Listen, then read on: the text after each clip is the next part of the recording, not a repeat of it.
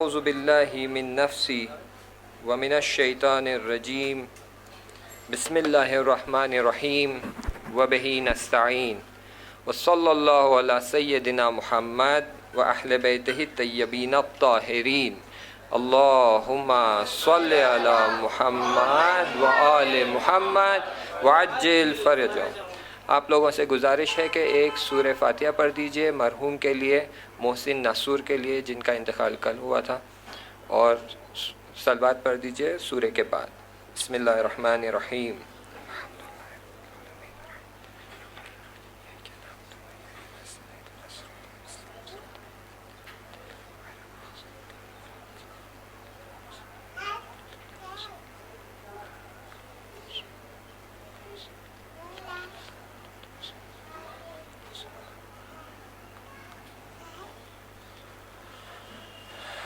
Allahumma salli ala Muhammad wa ali Muhammad.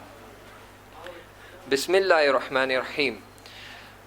Just to quickly bring ourselves up to the point as to where we are on our discussion is we've spoken about the resonation of the call of Imam Zamana, Hal min Nasir Yansuruni, and then we spoke about that what are the changes that we need to bring about. We spoke about three changes. One is at individual level, second is at family level, and third is at social level. At individual level, we discussed few points, including having iman on deen, learning furuwe deen and applying it, muraqabe, muhasabe, tawassul, tawakkul, so on and so forth. And yesterday we had the discussion on Tawheed, so that we get a fair understanding of Tawheed is just not about saying that God is one and He is just saying that, He is the one creator. There's so much more to it, and we need to go and learn more about it. Today's discussion is not as complicated as yesterday's discussion. Today we are going to discuss about the change that we need to bring about at our family level. Now what's interesting about our discussion today is that it is extremely light, extremely simple, easy to understand, easy to digest. However, difficult to accept. Difficult to accept. Reason that we've been growing up in certain cultural environment where we've been following certain norms and traditions that we've become accustomed to it.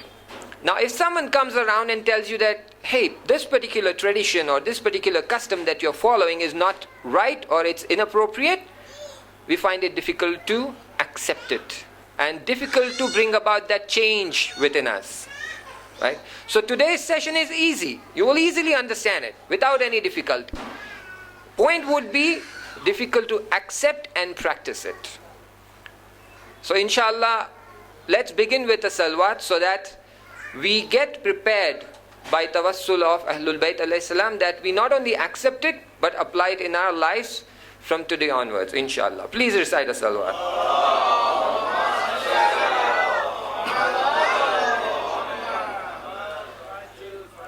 So we are talking about bringing about a change at family level. So the first question that we ask ourselves is, how do I perceive my family? My family has parents in it, children in it, my spouse in it. So when you look at a family, you have a father, you have the mother and children in it. Now, it could be different with some of you, it could be different with some others, but in general, for all the time that I've spent in India and all the people that I've met, starting from lower class to middle class and some of the upper classes, so on and so forth, this is what it looks like. The father, who has absolute authority in the house, he is the ruler, wife is the serving maid, and children is the subjects. So you've got the king, and you've got the subjects, and you've got the maid. Whatever the king says, the subjects have to silently obey it and follow it. No questions asked. And whatever the king says, the maid has to do the task. Any yes or no, the ruler is pretty short-tempered, Any yes or no, and the whips come around. Right? So that's the father. Mother. I am mistreated. I'm speaking the tongue of the mother. I am mistreated. I'm not given the amount of respect I should be. So when father is not around, I'm the boss. and the subjects will be at my mercy. Children, my father doesn't love me, my mother doesn't love me, they hate me so much, and therefore I'm going to disobey them until and unless they beat me black and blue. That's the story of a regular household in our community. And that's why you see the children are always disobeying parents. Whatever the parents say, the children do the other way around. Parents tell the children, offer namaz, and children are running away from namaz. If mother is asking children to obey father, they obey because of the fear, not out of love. Or any other way that you would want to presume, right? However, the bigger question and important question is that have we ever asked that how does Islam want us to perceive our family? How does Islam want us to perceive the father of the house? How does Islam want us to perceive the mother of the house or the children of the house? That's the most important question. We never turn around and say, okay, I know what our social environment in, let's say, Hyderabad says, what it says in Bangalore or Mumbai or any other country, be it Canada, US, Australia, Singapore, wherever. We end up following the norms and cultures there, rather than turning around and saying that I'm a Muslim, I need to ask, how does Islam define a family? And what is it that Islam wants us to do? What are the expectations that Islam has set for the father, for the mother, towards the children? Does the parent have any responsibility towards children? Or do the children have any responsibility towards parents? Does the father have any responsibility towards the wife or the mother? And how much responsibility does the wife have towards the whole family? These are important questions that we do not ask. However, this is what we're going to discuss today. Now, let me ask a question. Imagine you are told that if you go to place X, you will find an envelope in which you have a secret code or a secret key. This secret code can do two things for you. It can allow you to meet Imam Zamana Ajjalallahu Ta'ala Farajahu Sharif. Please recite Salwa.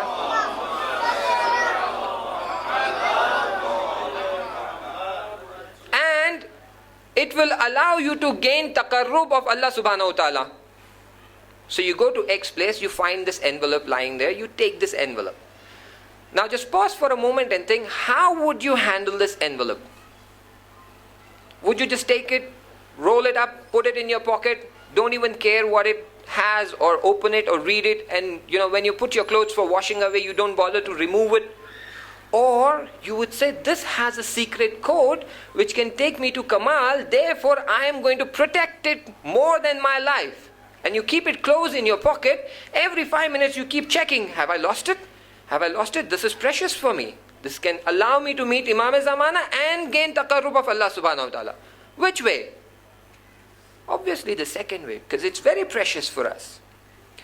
Allah Subhanahu Wa Ta'ala says, your spouse is the key for your Kamal. Your spouse is the key for your Kamal. Now, if this is our understanding about our spouse, how should we be treating our spouse? When I say spouse, I'm not just referring to the wife. I'm saying spouse, which means how should the wife behave with the husband and how should the husband behave with the wife? Allah Subhanahu Wa Ta'ala says, for men, if they follow certain rules and regulations and uphold the rights and duties of the women, they gain Kamal at lightning speed. Similarly for women, if they follow certain rules and regulations and obey their spouses, they will gain Kamal at the speed of light. Right? So now if I know that my spouse is the reason or that secret code through which I can reach Kamal at the speed of light, how should I be treating my spouse? The way we are treating today? The way we show respect towards them? The way we come home and command them around? Boss them around? That's how we would treat it? Or we need to bring about a change. The problem lies in the way we perceive our family. That's why my first definition was, how do we perceive our family? Islam is telling us something else. Our customs and traditions, rasmo riwaj, are telling us something else. And we choose to follow rasmo riwaj, because if we don't, the people who are bound by these rasmo riwaj will start calling us names. Oh, he's so, sorry, but this is how they call it. They say, oh, he's a chicken in front of his wife. No. Because these were exactly the mannerisms and behavior patterns that Ahlul Bayt alayhi salam had with their spouses. So before calling names, just think about it. If someone is following the Islamic method of family system, we should appreciate and encourage them rather than calling them names. So first point is to understand that the spouse is the key to Kamal. How we treat our spouse will decide how quickly we will attain Kamal. That's the first point. Second, respect for spouse. Particularly respect for wife. One might show respect at home towards the wife, but the same amount of respect should be upheld when you're among others, especially among your closest friends, where you take the liberty to crack jokes about your own spouse. You crack jokes that oh, what a mistake. Marriage is the biggest mistake of my life. What have I got into? It just came across as a shock. I didn't even get chance to, react to it. It happened so fast. Now I'm regretting. And things like that. No. Allah subhanahu wa ta'ala did not say this. He says, we have given aram for you. We have placed aram for you, that is peace of heart for you in your spouses. This is Holy Quran. And we talk stuff which is exactly contradictory to Holy Quran. How do we aim to attain taqarrub of Allah subhanahu wa ta'ala with this kind of attitude? No. We need to show respect to our spouses, particularly wives, at home, outside, and everywhere. You should behave in a way that people should feel it. That yes, spouse holds that certain amount of respect. See, when Prophet sallallahu alaihi wasallam, please recite salawat, salli ala Muhammad wa ali Muhammad, came to people of Arabia with Islam, the jahaliyat was at its peak. People would mistreat women, they would beat them, they would bury them alive, they would treat them less than animals. But Prophet changed his attitude in a way that people realized how important women is in a marriage system, in a family system, and in Islam. Every time Janab Fatima Salamullah alayhi would walk in, he would get up. Allahumma salli ala Muhammad wa ali Muhammad. He would get up. He would stand up in respect for her. Not just Prophet, even Imam Ali would do that. So I have Imam, my own Imam, whom I claim to love by all my heart and soul. He is standing up for respect of his spouse, and I say I follow on his footsteps, while I do exactly opposite. Do you know that Imam used to help Bibi Fatima in household activities? He used to help her clean dal. He used to help her sweep the floor. But we just boss around. But it is important for us to understand there is something called Seerah of Ahlul Bayt. Seerah of Ahlul Bayt. This is what they used to do in their day-to-day activities. He was an Imam. He had a whole lot of things to worry about. Plus, he made sure that the rights that my spouse has to be met. Because if that is not met, that means if I am not upholding the Islamic rights at my home, how can I uphold them out in the society? When I can't upbring my child appropriately as per Islamic value system, how can I change the society? And that's why first change at individual level, and then you have to start with your home. You have to change your home, the way your house is. And one of the essential and important aspect is to show respect to our spouses, particularly wife. Let me quickly narrate a story here, particularly in regard to these jokes that we crack around. This actually caught up from non-Muslim community. In their community, women is literally treated as animals. Every month when women go through that difficult time of 7 days, their religion literally discards the woman. They're put in a separate room. They're not touched. Even when food is served to them, it's served from that height, so that the spoon does not touch that plate. They have their own separate plate. They are like untouchables. That's how they treat the women in their religion. And slowly, because of their customs and traditions, it started catching up within us, how we treat them. It's the Jews who say that all the pain that is given to the woman is because she deserves it. It's the Christians who say that the first sin committed by Hazrat Adam alayhi salam was because of woman, and therefore she deserves to be treated that way. Islam doesn't say that. Islam says the Jannah lies under the feet of mother. Please recite a salawat. That's the status of women.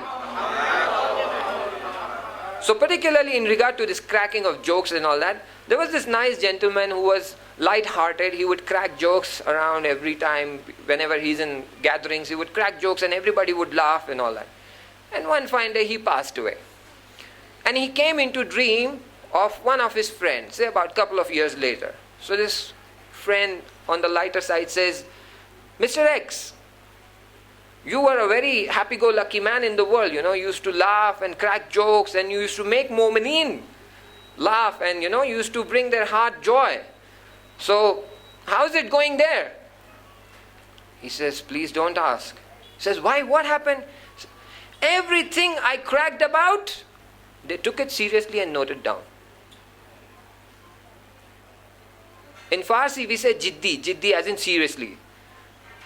So in Farsi it says, harche shohi kardam, jiddi nivishtan. And now they're accounting me for everything. You call that guy monkey? Why? Whips. You cracked the joke on his smile? Whips. Poor guy had a broken teeth. You made fun of him? Whips. Now think about the key of Kamal that you have with you. You go around making fun of that. Jiddi meaning visan. They are serious about it. We can be laughing about it. So no, your wife deserves the utmost respect. If you don't respect her, who else will?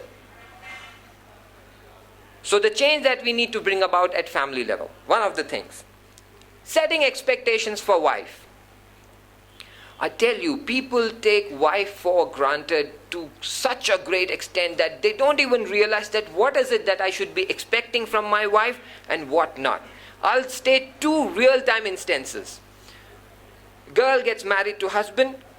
The girl knows that husband is very particular about cleanliness. She keeps the house clean, tidy, neat, speck clean.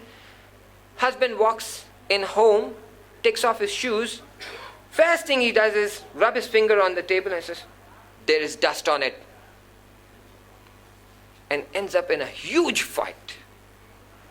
For heaven's sake, that little dust is not going to destroy your world. But it has destroyed the heart of a woman. You've caused pain to the heart of a woman. How much difference would that speck of a dust make in your life? Isn't the heart of your spouse important to you? No. Another instance. A guy marries a girl, tells her that my education is X and your education is Y. You have to promise me that when you get married, you have to study. For whatever reasons, she got pregnant, she had children, she didn't get time to study, so on and so forth. One fine day he says, I had warned you. You have to study. You're not studying. Therefore, divorce. For what silly reasons people take certain... This is because you don't respect your wife. You don't understand her position. And take such dramatic steps. Setting expectations for wife. What is it that she's supposed to do? What is wajib on her? Two things. Shohardari and bachedari. Certain requirements of husband, which are very personal between husband and wife, that are to be met, and couple of other things. That's it. She's not responsible to cook. She's not responsible to wash the dishes. She's not responsible to wash the clothes. You should know that even when she feeds the baby, she can ask for money for it. For every time she feeds the baby, she can say, pay me for it. And we, the husbands, are supposed to pay for it. We, the husbands, are supposed to earn the bread, have it placed on the table. That means cooking is our responsibility, not theirs. And poor guys, they cook with all their hard work and effort. A little salt is less, that's it, the house turns around. Everything goes up and down. No, it's not their responsibility. So please understand the Islamic system of house. Now why is this important? Again, it comes back to that fundamental point. They are the key to Kamal. You don't treat them well, we don't get Kamal. I don't treat my wife properly, I am willingly, intentionally, voluntarily keeping myself away from Kamal, or progressing in the development of my ruh. When that doesn't happen, Imam does not come. Do you understand the relation now? If you're mistreating her, your nafs does not get purified, does not expand. When that doesn't happen, you are not prepared for the arrival of Imam. If we are not prepared for it, arrival will not happen. So whatever I am telling you here, it's not for the sake of just listening and like, okay, Maulana Sahab, they talk, they don't know real life. They live somewhere in... No. This is important. If you truly love Imam, you truly need to bring about that change in yourself and your family. So setting expectations. Now let's come on the other side. Wife and husband. Some wives, they take the husband for granted. Husband could be a very calm and nice person, and wives take advantage of it. Just about last Maha Ramzan, when I was here in Bangalore, and then I went back to Hyderabad, I had to go through a detailed dental treatment. I'm sitting in dentist's office, a Muslim family walks in, husband, wife and son. Son goes to the consultant, the doctor, consulting doctor. After some time he steps out. Now they prepare a whole bill, and the doctor says, sir, it will cost you about 2 lakh rupees for the whole process. So the mother nudges the husband and says, quickly give him 2 lakhs. Father says, let me just find out what are they charging 2 lakhs for. In that pure Hyderabadi accent, she says, as if you will understand anything. You barely know anything. I doubt even if you can count 2 lakh rupees appropriately. Just whatever money you've got, just give it to the kid, let him pay and let's go. He says, Baba, we are paying 2 lakh rupees. He says, okay. He ignores the wife, goes to the counter. He says, please tell me what are you doing for which you are charging 2 lakh. Arey Baba, I told you, come and sit down. You will not understand a single word. He's a doctor, Doctor, you will not understand anything. Come, sit down. That's the way the wife treated the husband. No, absolutely not. If your husband is being good to you, that doesn't mean he is being subordinate or he is giving up on his own self-esteem. No, he is respecting you.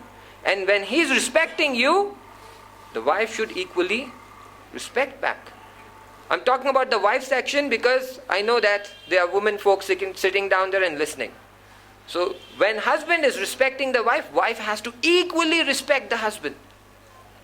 And obey all the things that he tells you until and unless he's asking you to do a haram or something that is contradictory to Islam. For example, I know someone personally, he tells his wife, stop doing hijab when you're with me, especially when we go out. If you do hijab, then I will look at other women. So you stop doing hijab. And poor lady, without knowing what Islam says, she stops doing hijab. No, absolutely not. It is ahkam of Allah subhanahu wa ta'ala, and Allah says, obey me before even you obey your parents. If your parents are asking you not to offer namaz, you can't. Obey them. You have to obey the ahkam of ilahi. Right? So, when I say obey your husband, that doesn't mean break all the laws of Allah subhanahu wa ta'ala. That's not how it works. Another primary thing, which is extremely common in family system, is the wife complaining about the father to almost everyone, including children, without realizing what it does to the children. She goes to X place, starts complaining. Oh, he comes home, he hardly does anything. After eating food, he doesn't even pick his plate and put it in a dishwashing basin, or on and on and on. And all the time this kid is listening to the mother. At the end of the day, the kid thinks that my father is a hopeless man. He does nothing. He doesn't support my mom. He doesn't support my, he doesn't love my mom. He doesn't take care of family. All he's worried about his business and money. And he doesn't care for me too. And when the same child grows up, there is literally not even a speck of respect in the heart of this child for the father. Why? Because all through his life, he's been listening bad things about father. Every day. He did this, he did that. He comes late, he shouts at me. He doesn't do this, he doesn't do that. No. Wives should not be complaining about your spouses, because that is going to damage the image of the father, who's the leading personality of the house, who's supposed to be the hakim or maula of the house. He's got the wilayat. That respect will be compromised. Please recite a salawat.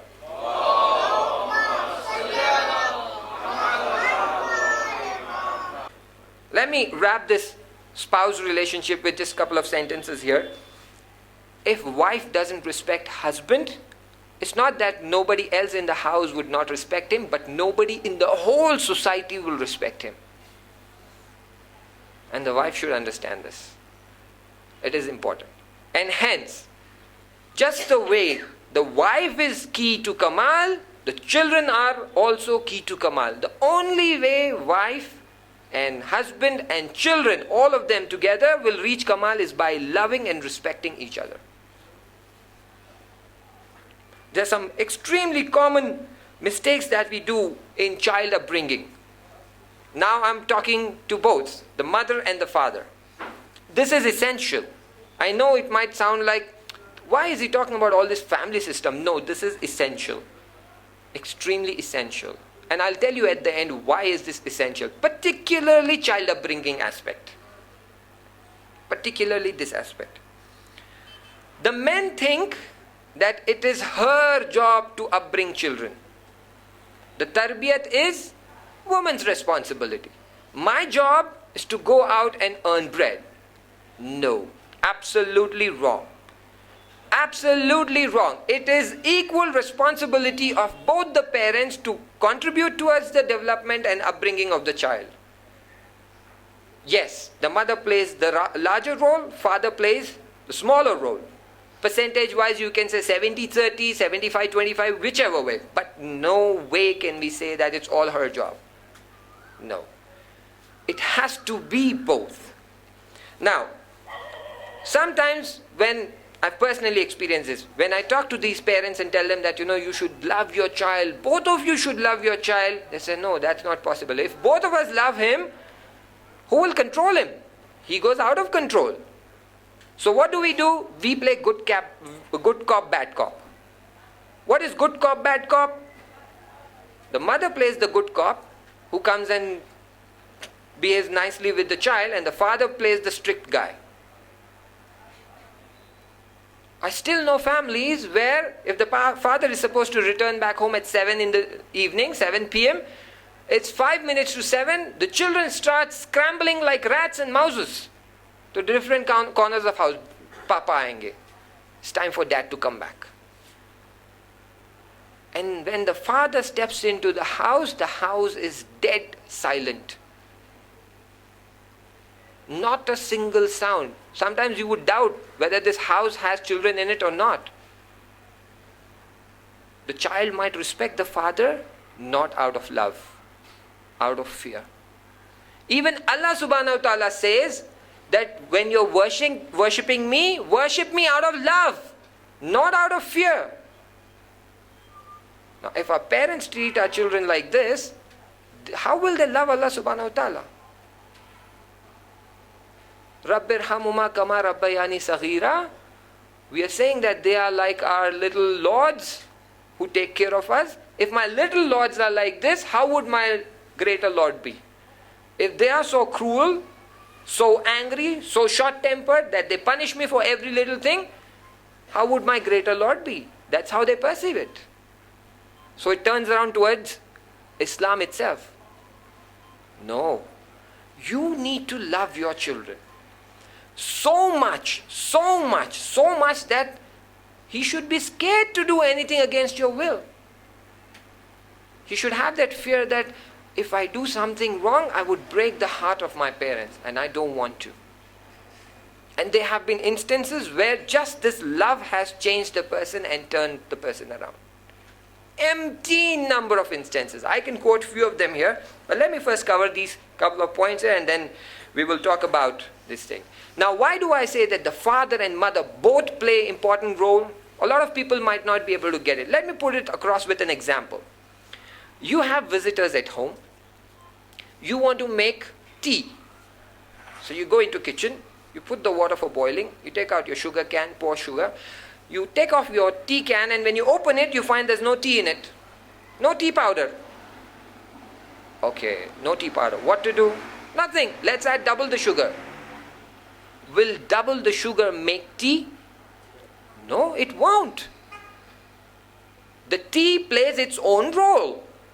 Similarly, the father plays his own role. If the father is not there and mother gives double the effort, double the love, double the time, it won't make tea. And a lot of parents don't understand this. They leave their children and travel for 6 months. They travel for a year without realizing that what kind of damage am I causing to my own son, to my own daughter. And when they come back after a few years, the child has no connection with the father. My own best friend who passed away for whatever reasons, he had lots of tragedies in his life. I have seen him from childhood. His father used to work in UAE, used to earn a handsome salary, and would say, children, come over during your summer break. He would go visit the father once in a year for a month, come back, and father would come like once in 5 years. When my friend was 34, he went through lots of tragedies. He had diabetes at a very early age, about 16. So he was very weak. His constitution, immune system was very weak. He would easily catch disease, so on and so forth. And he was in a very, very bad shape, extremely bad shape. He got married, but because of this bad status of his health, the wife divorced right after 1 year. It added to the pain of his heart so intensely that when I met him, he said, I am so pained and so hurt deep inside that I can't cry anymore. And he started losing his eyesight. They took him to the doctor, and the doctor said that because his tears dried up, he's getting blood clots in his retina. They used to treat him with laser shots. And one day his father turns around and says, why do you have to be so sad all the time? Then the son says, Father, why don't you listen and sit down and listen to the pain of my life at least once? Father turns around and says, what difference will it make? What difference will it make? 6 months later, my friend dies. This is what happens when you leave your son and go away. You think you're working hard, earning money for your own son. But you don't realize the kind of gap and the kind of distance it builds and grows, that the hearts are breaking away. Tomorrow when you come back after 10 years, do you think your son would run to you and hug you? He would even hesitate to salam. He would hesitate to sit and talk with you. You'll tell him, come son, let's have tea. He says, oh, Dad, I have got something to catch up. Can I come back later? For all the reasons he will avoid you. I've seen this. So the father plays a great role in supporting the child, in giving him that confidence, acting like his backbone, telling him that, son, don't worry, whatever problems you have in your life, I am there. I am there. And that gives the courage to the child to stand up through the difficulties of life. And this backbone, when it's not there, how would the child feel? So weak. And even if mother puts in 5 times the effort, to put it simply, it won't make the tea. It won't make your child complete. The missing aspect will remain missing. So it is important that the father should understand that how important my role is. I'm not talking about traveling abroad. I'm talking about people who live within their own city but work 8, 9, 10, 12 hours, come home and they have no time for the children. When we were in Singapore, my wife was working for Citibank. The boss calls her and says, there's a client call at 3 a.m. in the night. You'll have to come for the client call. She says, sorry, I can't. I'm working to make my life happy. Not because I have to come at 3 a.m. He says, if you have this attitude, you won't grow in your career, huh? You won't become a manager and so on and so forth. You need to have that attachment with the job, so on and so forth. And then he gives his own example. He says, you know what? When I come early morning to office, my kid is still sleeping. And when I get home at 10 in the night, my kid goes to bed. I only get to meet him on Saturday and Sunday. My wife says, boss, please tell me, tomorrow when your kid grows up, at 15, he's going to ask you, father, please tell me, what was more important to you? Money or me? If I was important, why would you spend 10 hours for your job instead of spending 10 hours for me? And he had no answer. This is what Islam tells you. Yes, you have a right, you have the responsibility of earning money. Do that. But don't forget that your wife deserves quality time from you. She deserves that you come home, sit and talk to her and hear her out. You deserve that you come from work, sit with her and she hears you out. The child deserves both the parents that when he comes from school, he runs into their arms and tell them, you know, Papa, what happened today in school? I did this, I kicked the ball, it went half a meter. And you should go like, wow, my son has become Superman. No, don't use Superman because I don't believe in Superman.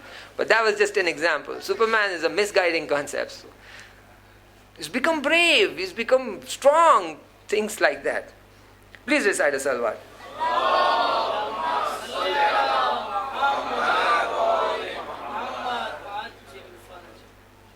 You know what? This is how your child should feel. I'm trying to consolidate this discussion on child upbringing. This is how your child should feel. Let's say you're home, your child goes to school 9 a.m., comes back at 4 a.m. When he comes home, you should run to the door. Take him in your arms and say, you've been away for 6 hours, my son. I missed you so much. And kiss his cheeks, kiss his hands and hug him.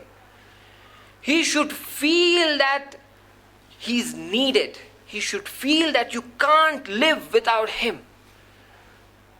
Other way around, you go to office, the moment you come home, the first thing you should be doing is throw your bag, run to your child, hug him and say, I can't live without you. 10 hours away from you, my heart tears up. I can't stay away from you. If you love your child like this, he will become muti. He will become obedient to you. And if he does something wrong, all you have to do is just frown towards him and look at him. And the child would know that the father who loves me with all his heart and soul is upset for something. Maybe this thing that I did hurts him. He will come, beg sorry and will not repeat that. You don't have to beat him. You don't have to shout him. You don't have to put him on an isolation chair and say you're banned from playing or you're grounded or anything like that. You just have to love him wholeheartedly. He should feel that need. That they need me, they can't live without me. And this has to start right from the beginning. Now that your child is 10 years old, you use this strategy, you might get results. But it'll take a little longer. But if you would have started when he was 2, by the time he's 6, he would be your muti. You tell him, beta, would you offer namaz with me? He says, yes, Baba, absolutely. Beta, would you wear hijab? Though it's not wajib on you, but it's good. Islam wants you to wear hijab. Yes, Amma Jan, I will wear hijab.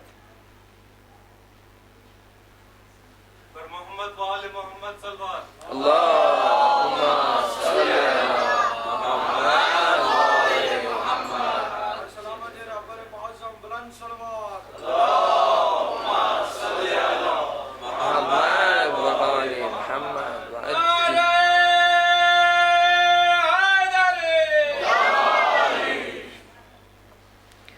So this is important. And sometimes we can't think of ideas, but let me give an example to you. Just, you don't have to tell me, but try and feel inside how would it feel. Saturday, if you have an off, it's okay. But let's say Friday, you go to office, you work hard, you get tired. Lunchtime, you go to your cafeteria, you open your lunch box, you open that box of chapati and bread in it, you find a small note in it, which says, Papa, I love you so much. How would you feel?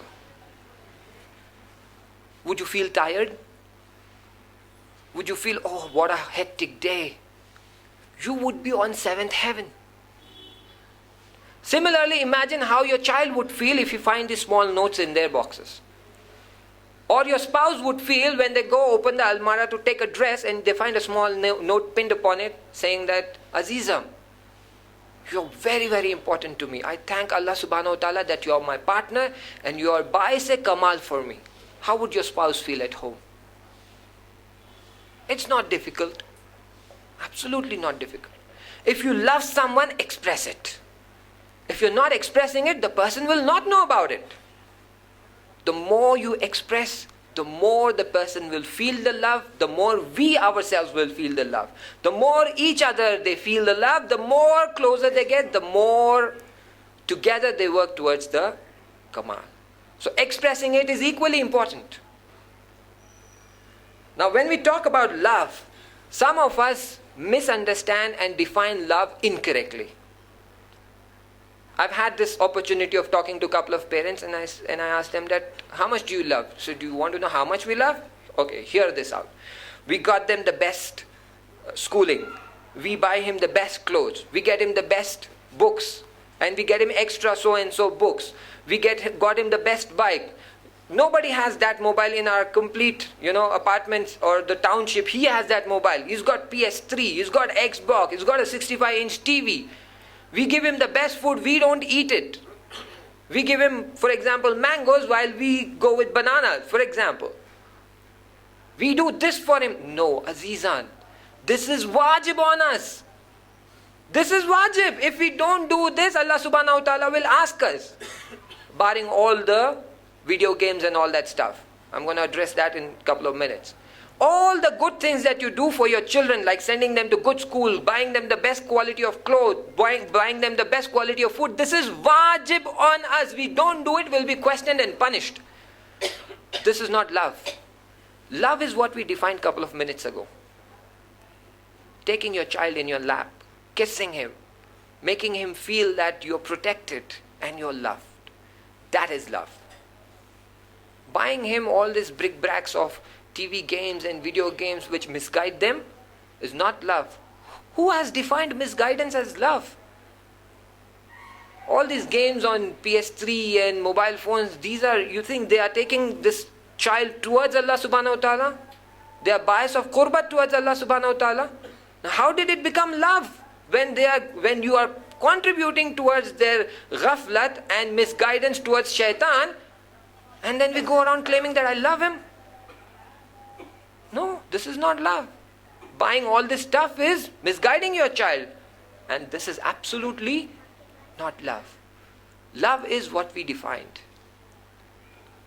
Taking care of your child, making him feel protected, making him feel loved. Please recite a salawat.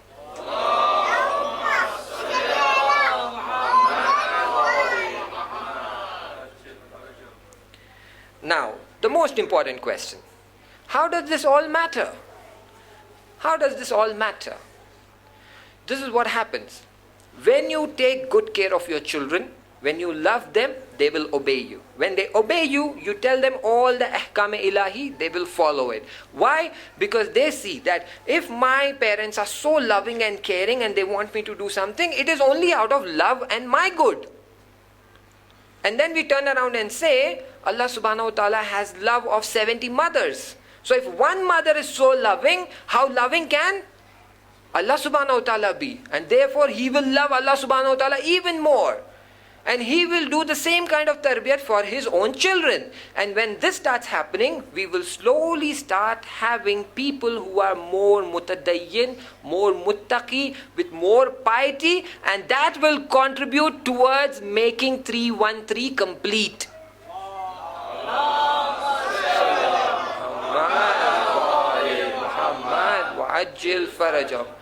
That's our goal. We want 313 to be completed so that Imam can arrive. Now, if I'm giving my son tablets, iPads, and go around telling people, oh, you know what, my son is 3 years, but he can go through tablet and, look at pictures and do WhatsApp. He can take his own picture and send through WhatsApp.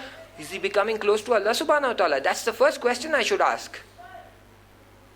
Anyone who does this, all this praising about the child, says, okay, great. So if this is so good, give him 2 tablets and tell me how close these 2 tablets take him towards Allah subhanahu wa ta'ala. If they are not, you're misguiding him. And you are becoming the reason for delay in the zuhur of Imam Zaman. Use technology, use it wisely. I'm not saying don't use technology, but use it and give it to them when they have shu'ur to use it. They know what is right and what is wrong. When they understand that, that's when you give them the technology in their hand.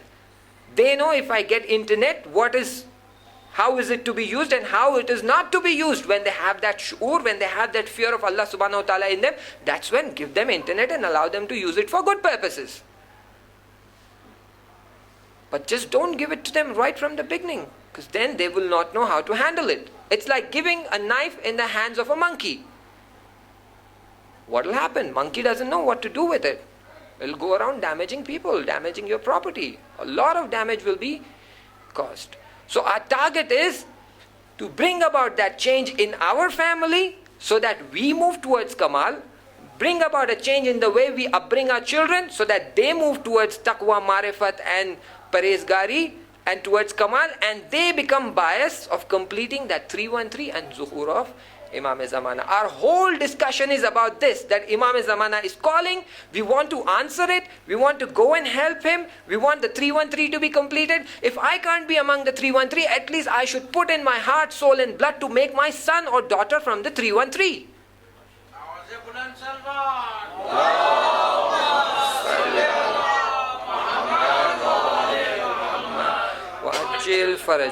So therefore, last concluding sentence, a good relationship between the spouse leads to good child upbringing, and good child upbringing will lead towards the goal that we have in our mind. Azizan, whatever I'm telling you, you will find this in Karbala. Imam Hussain loved his ashabs and his children and the children of Imam Hassan alayhi salam with this kind of intensity.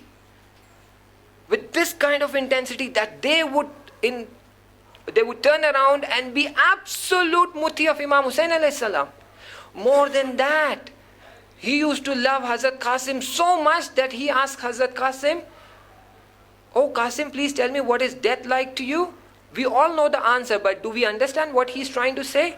He's trying to say, "Oh Ammu Jan, to give my life for you is sweeter than honey because I love you that much." Why would someone love someone that much unless that person loves more than that? And when Imam says, "No Azizam, you can't go to battlefield," he falls to the feet of Imam and starts kissing. "Ammu Jan, I know you love me, but my love for you is greater than yours. I'm willing to kiss your feet. Let me go and sacrifice myself with you." Imam Hussain has declared this on Shab-e Ashura, that the kind of ashab I have, nobody else does. If we want our children to become that kind of ashab, for Imam Zamana will have to have that kind of attitude towards the family. Azizan, tonight is the night of Hazrat Abbas.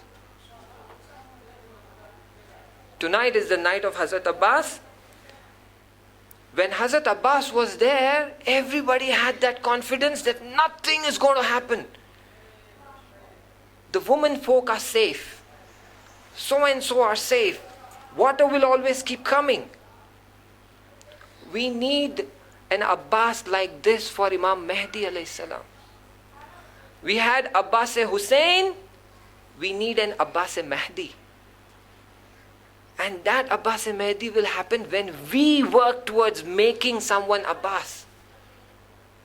Janaab Abbas मिसाल है हमारे लिए, एक जीती जागती मिसाल है. वो इमाम से कितनी मोहब्बत करते थे आपको पता है. जब शब तासुआ यानी 9 मुहर्रम की शब, बल्कि असर समझ लीजिए, शिम्र खैमों की तरफ आता है, और क्योंकि उम्मुल बनीन अलैहिस्सलाम का रिश्ता था कबीले से, किसी दूर से, तो वो अमान नामा लाता है और कहता है कहाँ है मेरी बहन के बेटे, कहाँ है वो. इमाम हुसैन बैठे हैं और चारों बेटे उम्मुल बनीन के बैठे, जहाँ पे हज़रत अब्बास भी मौजूद. किसी ने जवाब नहीं दिया जब तक कि इमाम कहते कि ठीक है मैं जानता हूँ कि वो फासिक है, लेकिन फिर भी जवाब तो दे दो. तो कहते बताओ क्या बात है. कहता है अमान नामा लाया हूँ, अगर अपनी ज़िंदगी की सलामती चाहते हो तो अभी चले जाओ, अभी जाओगे तो तुम्हारी ज़िंदगी अमान में है. जनाब अब्बास कहते हैं लानत हो तुझ पर, लानत हो तेरे अमान नामे पर, और लानत हो तेरे अमीर पर. मैं अपने इमाम का साथ कभी नहीं छोड़ सकता. मेरे इमाम की जान खतरे में हो और मेरी जान अमान में, ये मुमकिन नहीं है. जनाब अब्बास बावफा तरीन अफरादों में से थे. अब जानते हैं उनके 3 भाई करबला में शहीद हुए. अब्दुल्ला इब्ने अली, जाफर इब्ने अली, उस्मान इब्ने अली व अब्बास इब्ने अली.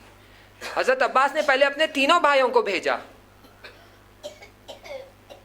ये वफादारी है जनाब अब्बास की इमाम हुसैन की तरफ, कि ऐसा ना हो कि जंग संगीन हो जाए और मेरे भाइयों का दिल थोड़ा कमज़ोर हो जाए. पहले उनको भेजा, पहले उनको कुर्बान किया इमाम के ऊपर. फिर आशूर का दिन आया, असहाब जाते गए, एक एक कर कर मौला पे कुर्बान होते रहे. जनाब अली अकबर की बारी आई, वो शहीद हो गए. जनाब कासिम की बारी आई, उन्होंने अपनी जान इमाम पे कुर्बान कर दी. एक वक्त आता है कि जनाब अब्बास मौला की खिदमत में आके कहते हैं मौला अब सीना तंग हो गया है, अब बर्दाश्त नहीं होता, अब मैं आप पर जो जुल्म हो रहा है वो देख नहीं सकता. मौला इजाज़त दीजिए मैदान में जाऊँ, दुश्मन को सबक सिखाना है. मौला मैं नहीं देख सकता आप पर इतना जुल्म हो. इमाम हुसैन कहते हैं अब्बास तुम मेरे अलम बरदार हो, तुम जंग में चले जाओगे तो अलम कौन संभालेगा. उसी वक्त बच्चों की अल्लाह की आवाज़ ऊंची होती, बच्चों की तिश्नगी. अज़ादारों अंदाज़ा नहीं है आपको वहाँ की गर्मी का क्या हाल था, वाक़ईन अंदाज़ा नहीं है.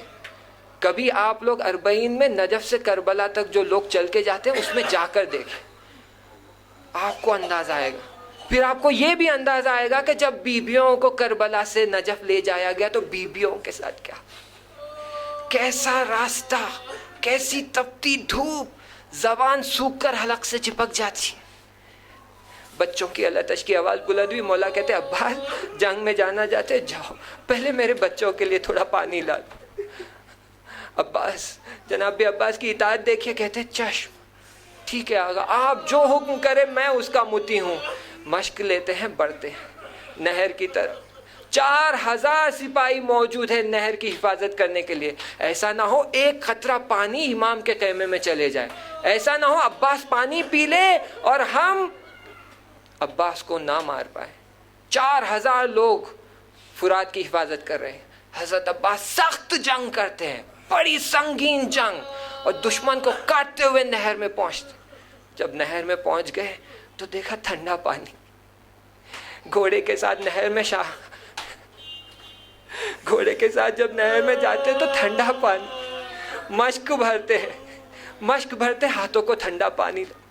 عزیزو جانتے ہو جب تشنگی سے زبان سوکھ کر حلق میں جل رہی ہوتی ہے اور ہاتھوں پر ٹھنڈا پانی لگتا ہے تو جی کیا چاہتا ہے؟ جی چاہتا ہے پانی لے کر منہ پر مار لوں، پانی پی لوں، سر پانی میں ڈبا دوں۔ حضرت عباس پانی اٹھاتے، پانی کی طرف نگاہ کرتے، امام کا پیاسا چہرہ یاد آ جاتا، وہ سوکھے ہوئے لب جو پتھریلے جیسے ہو گئے، بچوں کی پیاس یاد آ جاتی ہے، الاتش کی آوازیں یاد آ جاتی ہے، علی اصغر کا چہرہ یاد آ جاتا ہے، 6 ماہ کا بچہ۔ عباس اگر تمہاری پیاس اتنی ہے تو علی اصغر کی پیاس کتنی ہوگی؟ بتاؤ تم کیسے پانی پی سکتے ہو جب علی اصغر پیاسا ہے؟ بتاؤ تم کیسے پانی پی سکتے ہو جب سکینہ پیاسی ہے؟ بتاؤ تمہارا مولا پیاسا ہے اور تم پانی پیو گے؟ عباس تمہاری وفاداری کہاں گئی؟ جناب عباس پانی کو واپس ندی میں پھینکتے، کہتے ہیں نفس تو چاہتی ہے پانی پی لے جبکہ تیرا مولا پیاسا رہے؟ یہ ممکن نہیں ہے۔ گھوڑے پہ سوار ہوتے، جانتے ہیں دشمن تیار ہے، رخ بدلتے ہیں، نخلستان سے وارد ہوتے ہیں اور تیزی سے خیمے کی طرف بڑھتے ہیں کیونکہ جانتے ہیں کہ دشمن نہیں چاہتا پانی خیمے میں جائے، لیکن دشمن نے حملہ کیا، سیدھے ہاتھ کو قلم کیا۔ حضرت عباس صدا لگاتے ہیں کہ چاہے تم میرا سیدھا ہاتھ ہی کیوں نہ قلم کر دو لیکن پانی میں خیمے میں لے جاؤ گا۔ میں بچوں کی آواز سن رہا ہوں، مجھ سے رہا نہیں جاتا، تیزی سے بڑھتے ہیں، دوسرا ہاتھ قلم ہوتا ہے، کہتے لئینو دونوں ہاتھ قلم کر دو، لیکن میں رکوں گا نہیں۔ تیر چلتا ہے، آنکھ میں پیوست، خون جاری، راستہ دکھائی نہیں دے رہا۔ پلا کرے جناب عباس زمین پر آتے ہیں، لعن اللہ علی قوم الظالمین۔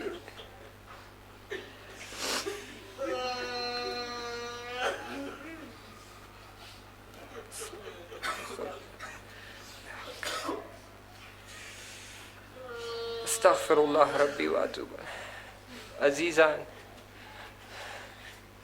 یہ کچھ شبیں بہت امپورٹنٹ ہیں، بہت ہی مہم ہے۔ ان شبوں میں ہماری دعائیں قبول ہوتی ہیں۔ دعا کریے کہ ہمارے گناہان کو بخش دے خدا۔